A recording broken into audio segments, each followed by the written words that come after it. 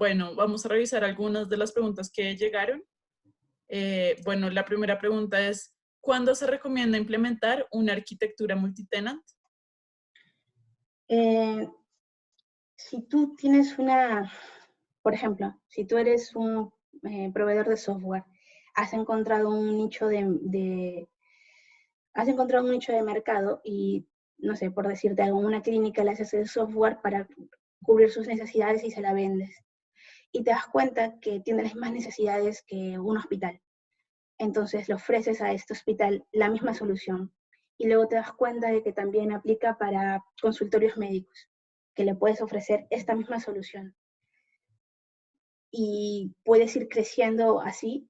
Ya tienes 3 clientes a los que, si estuvieras en una arquitectura single tenant, tendrías que hacerle un despliegue a cada uno con sus propios ambientes, hacerle un despliegue de tu aplicación.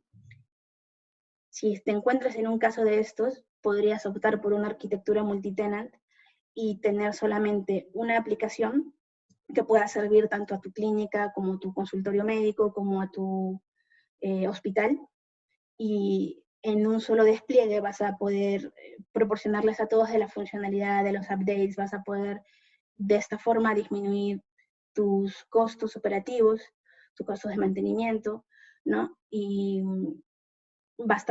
simplificar bastante también tu código en cuestión de mantenimiento, ¿no? En ese tipo de casos es donde las arquitecturas single tenant multitenant son bastante útiles. Bueno, aquí tenemos otra pregunta. ¿Se puede usar otra base de datos como por ejemplo MongoDB en lugar de SQL Server?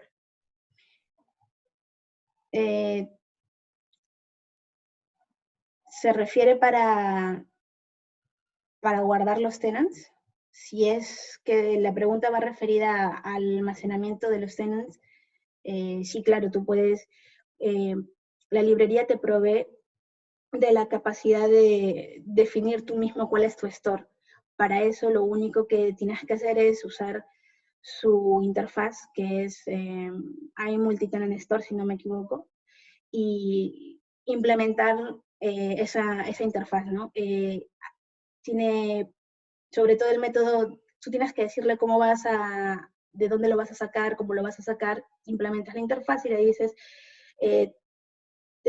get tenant by ID. Entonces implementas el método y con eso es, implementando esa interfaz, es que la registras y en el pipeline de la aplicación, cuando se esté ejecutando, lo que va a hacer es llamar a la clase que tú has implementado de esa interfaz y traer el tenant que está ya ahí guardado y completar ya el flujo que hemos visto, ¿no? Pero tú definirías la implementación de esa interfaz y la registrarías. Perfecto. Les recuerdo a todos que esta presentación se las vamos a enviar directamente a su email y también va a quedar en nuestra página de YouTube. Aquí también pueden ver otro contenido similar y también de otras tecnologías por si quieren complementarlo. Sigamos con la siguiente pregunta. ¿Alguna consideración al trabajar con multitenant en mobile?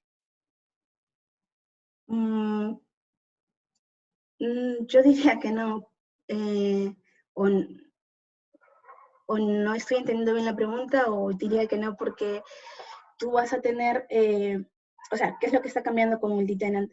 Que en lugar de tener varios ambientes, uno por cada cliente, ahora vas a tener un solo ambiente que se va a encargar de servir a todos estos clientes, va a determinar cuál es el site que tiene que mostrar, cuál es la información que le tiene que devolver, yendo a su propia base de datos o lo que hayas establecido tú en tu arquitectura, pero si la aplicación que tú estás desplegando es web o mobile, le es indistinto.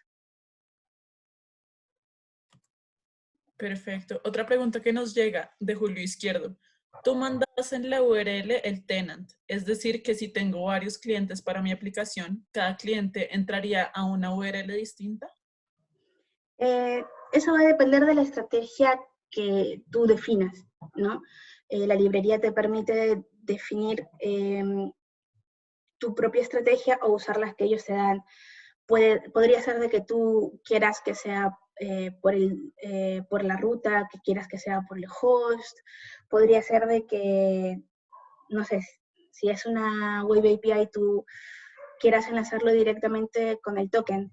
Entonces, con el token tú sabes qué cliente es y sabes qué le quieres mostrar. Entonces, lo enlazas de esa manera y creas tu propia estrategia.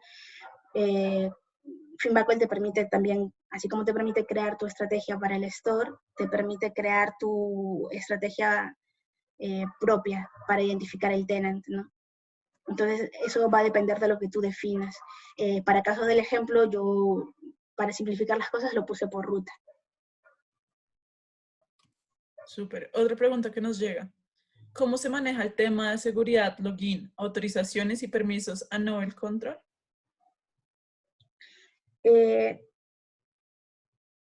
La seguridad va a ser la que tú le quieras poner a tu aplicación. Claro de que tienes que pensar en que ahora van a haber más usuarios, más puntos de acceso a tu aplicación.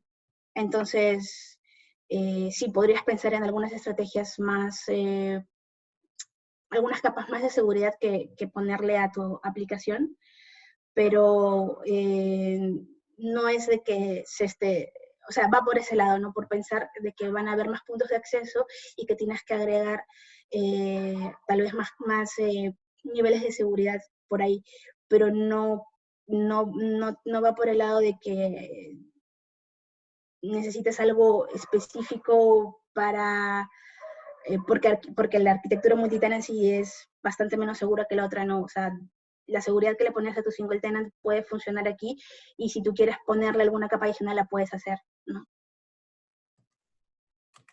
Perfecto. Otra pregunta que nos llega de Nahuel Mercado. ¿Cada tenant puede tener versiones particulares o una actualización es para todos los tenants al mismo tiempo? Cuando lances una actualización, un update, un upgrade, eso va a ser accesible para todos tus tenants, ¿no? Como mencioné en la presentación, con un deploy tú vas a darle las actualizaciones disponibles a todos tus tenants. Por eso partimos de que es un poco más difícil de personalizar las cosas para cada cliente, ¿no? Porque estas arquitecturas parten sobre el supuesto de que tienes sirviendo de la misma solución a muchos clientes, entonces te ahorras los costos de estar desplegando en cada ambiente y te encargas de que tu arquitectura pueda identificar de qué cliente viene la petición para servirle de esa información.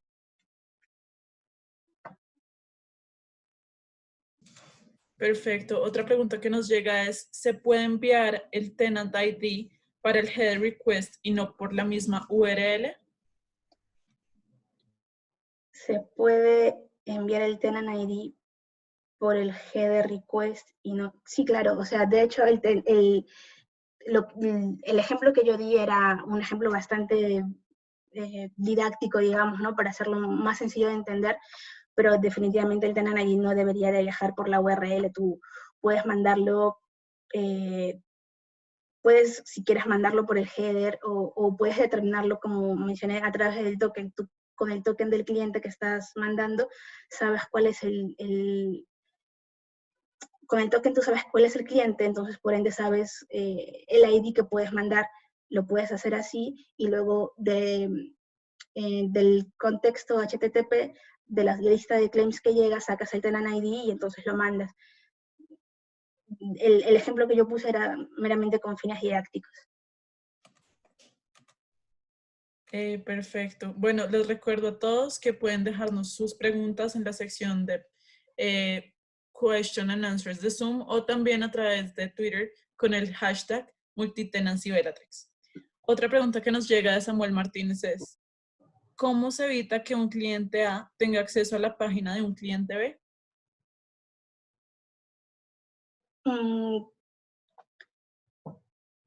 ¿Cómo se evita que el cliente A tenga acceso a la página del cliente B? Digamos, si tu página pasa por un primero por un request. Lo que entiendo es de que va a pasar primero por un login, te vas a identificar y vas a mostrar el contenido de ese site. Si el cliente no tiene, el cliente que se loguea, el usuario que se loguea, no tiene las credenciales para acceder a ese site, no va a pasar. No va a llegar a ver nada más, ¿no? No sé si esa era la pregunta, pero eso es lo que entendí. Perfecto. ¿Cómo se agregaría un tenant? Nos preguntan. Los tenants los vas a registrar en el repositorio que tú elijas. Yo en el ejemplo tenía una base de datos en la que tenía una tabla tenant info y esa tabla tenant info tenía registrados a todos mis tenants. Se registran así. Tú registras cuando, no sé, expandes y tienes un nuevo cliente, lo registras en esa tabla y cuando él haga la petición, si ya está registrado ahí, va a poder entrar a la base de datos que le hayas configurado. Si es que eliges base de datos isoladas, lo podrías también elegir algunas de las otras estrategias que vimos, como compartir la base de datos, pero con esquemas diferentes, o compartir base de datos y esquema también, ¿no? Dependiendo de lo que tú hayas elegido, pero se registran ahí en la base de datos en la base de datos de los tenants. Eso puede ser una base de datos o puede ser también configuración en un app settings JSON, ¿no? Dependiendo de lo que tú, de acuerdo a tu contexto, decidas.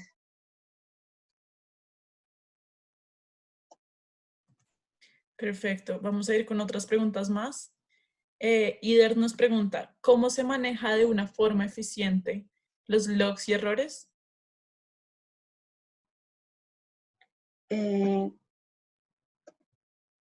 ¿Cómo se maneja de forma eficiente los logs y errores?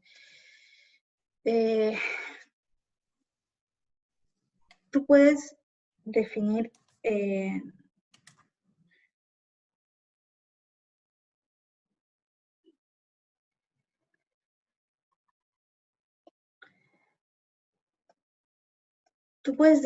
arquitecturas single tenant los logs de la misma manera en que en una arquitectura single tenant ahí no está cambiando mucho. Lo que tendrías que hacer sería añadir tal vez algún identificador para saber de quién, claro, para saber de qué tenant ha sido el log que estás registrando, ¿no? Pero no hay demasiada diferencia entre cómo se maneja en una arquitectura que en la otra. Perfecto. Otra pregunta que nos hacen llegar es, ¿la implementación es igual que en la versión 3? No, a la versión 3.1 que han sacado es bastante más simplificada con respecto a la versión 3.0. Hay bastante menos, digamos, boilerplate code que con la anterior. Hay cosas que se han simplificado un poquito. Tampoco es que la versión anterior tuviera demasiada configuración o código que meterle o archivos que meterle, pero sí se ha simplificado bastante.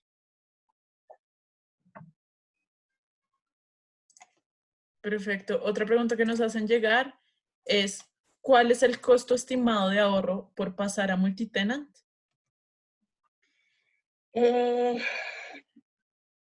Lo que te puedes ahorrar es bastante,